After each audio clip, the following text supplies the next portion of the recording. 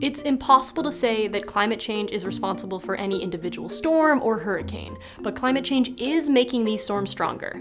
How much stronger? It turns out Hurricane Harvey is the ideal test case to measure how a warming planet and warming oceans amplify our worst storms.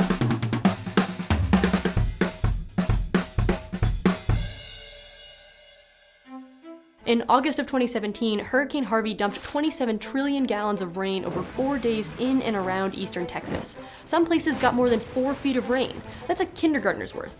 2017 was a particularly nasty Atlantic hurricane season. There were 6 major hurricanes that impacted hundreds of thousands of people, costing billions of dollars and thousands of lives. In future hurricane seasons, storms will likely be stronger and carry more rain. The math here is pretty simple.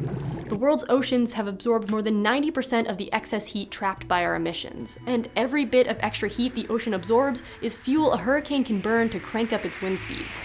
The amount of precipitation a hurricane can hold depends on how much heat it pulls from the ocean's surface, so hotter oceans also lead to wetter hurricanes. We can see this really well with Hurricane Harvey.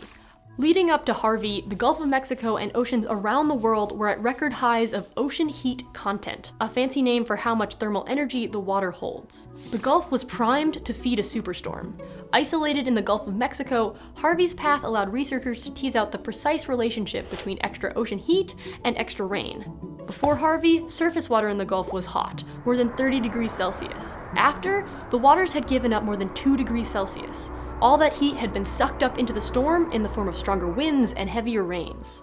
This data tells us the warmer Gulf of Mexico likely turbocharged Harvey from a bad storm into a historic superstorm. Putting an exact number on that is difficult, but estimates suggest climate change increased Harvey's precipitation over land by up to 40%, as much as 10.8 trillion extra gallons of rain, courtesy of climate change.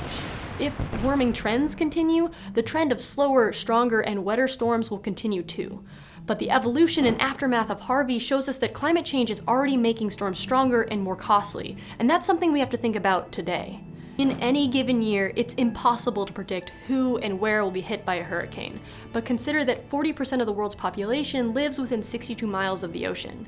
To deal with tomorrow's climate-charged hurricanes, we're going to need serious mitigation and adaptation efforts, better building codes, more flood protection, and effective emergency evacuation plans to make sure those places are still here after the storm passes.